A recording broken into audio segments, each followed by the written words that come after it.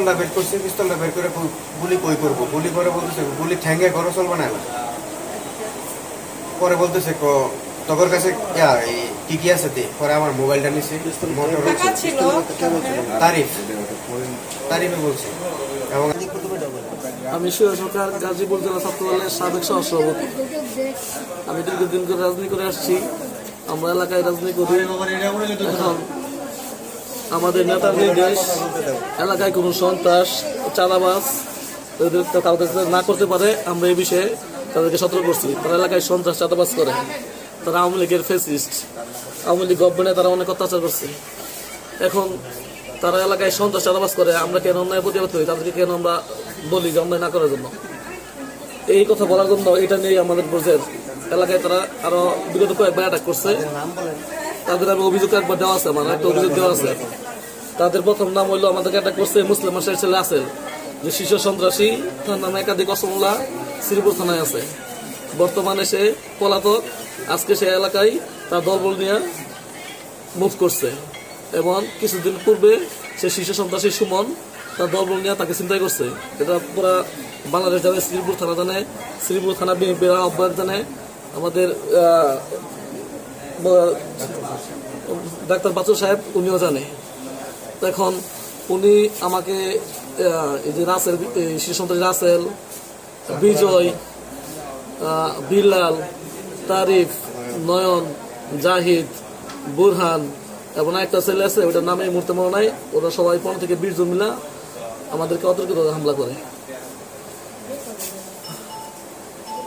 আমাকে হামলা করার পর ওই যে আমার এইখানে উনি বর্মী অঞ্চল সমর্থনকারী ওনারে, আর ওই যে ওই ছেলে উনিও বিএনপি করে, ওনাদেরকে অ্যাটাক করার পরে আমাকে মারা পরে আমি আমাকে গেছিলাম ওদেরকে ফেরানোর জন্য।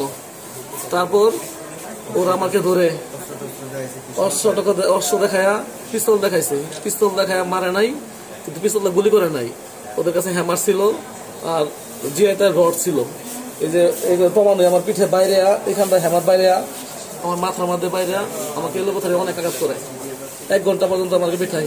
আমার আওয়াজ শুনে এলাকার মানুষজন যখন আসছে তখন তারা এলাকা থেকে ধরে গেছে। পিস্তলটা বের করছে, পিস্তলটা বের করে গুলি কই করবো, গুলি করে বলতেছে গুলি ঠ্যাঙ্গে ঘরে চলবে না। পরে বলতেছে তোর কাছে কি কি আছে দে। পরে আমার মোবাইলটা নিছে, তারিফে বলছে। এবং আমার কাছে 62,000 বা 63, মানে 62-63 মাঝামাঝি টাকা ছিল ক্যাশ আমার কাছে। পরে আপনার আরেকটা ছেলে তাদের সাথেই ছিল, হুমায়ুন আয়সা একটু সাহেবের মতো ভাই যা করতেছেন বেশি করে লাগতেছেন, এরকম কথাবার্তা বলতেছে। থামেন, যথেষ্ট হয়েছে। ওরা তারিফ, রাসেল, বিজয়, ওরা আপনার আমারে একটা মানে পাঞ্জাব দিয়ে দৈরা হেরা বলতেছে এটা তো চিপ্পা মেরা লাগে, গলা চিপ্পা মেরা লাগে। পরে আমি তো ছোটার চেষ্টা করতেছি এক পর্যায়ে। পরে আপনার এই জায়গায় একটা লাথি দিয়ে মাটিতে ফালাইছি। ফালানোর পরে তার সাথে কথা কাটাকাটি, তারও মারধর চলছে ওই জায়গায়, রোডে দোকানটার সামনে সাইডে। পরে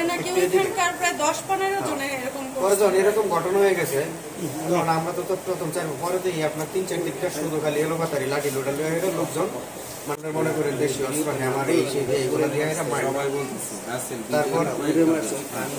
তারপর একটা মহিলাটাকে আমি খেয়াল করতে পারি নাই, আশেপাশের বাসার বলতেছে হ্যাঁ আল্লাহ কি করতেছে, মানুষ ভালো মানুষ গুলার তো মারা।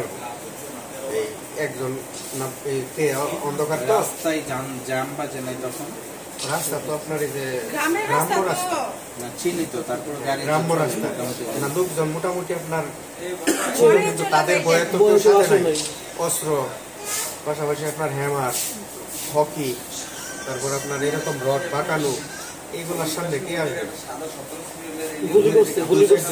বেরোছিল এরকম পরিস্থিতি। আমি তো মনে করতাম আমার মাথায় এবং অন্যান্য জায়গায় আঘাতের কারণে আমি মোটামুটি এক ধরনের সেন্সলেসের মতো। ফায়ারিং একটা বিকট শব্দ শুনছি আমি, কিন্তু ফায়ারিং নাকি এটা আমি এত ডাকলে না, কিন্তু একটা শব্দ শুনছি ফায়ারিং। এবং তাদের সাথে শুধু আমাকে পিস্তল দেখাইছে, বলছে গুলিটা তোরে কোন জায়গায় করবো বল। স্বাভাবিক এটা বলছে তারিফে। পরে আরেকজন পাশ থেকে সম্ভবত বিজয় বর্ণ একটা ছেলে বা বিল্লাল এরকম বা নয়ন, মানে আমি বয়সটা তো ক্লিয়ার না, এই সাইডটা তো খেয়াল করতে পারি না কে। ও না না, মাথায় গুলি গেলে তো মরে যাবো, ফাঁসে যাবো, গুলি ঠ্যাঙ্গে করে না চলে যাবে। মানে আপনাদের সাথে কি কোনো ধরনের বিরোধ আছে? না, আমাদের সাথে কোনো বিরোধ নাই। ওরা সন্ত্রাস, চাঁদাবাজ, এটা জাতি জানে, সবাই জানে।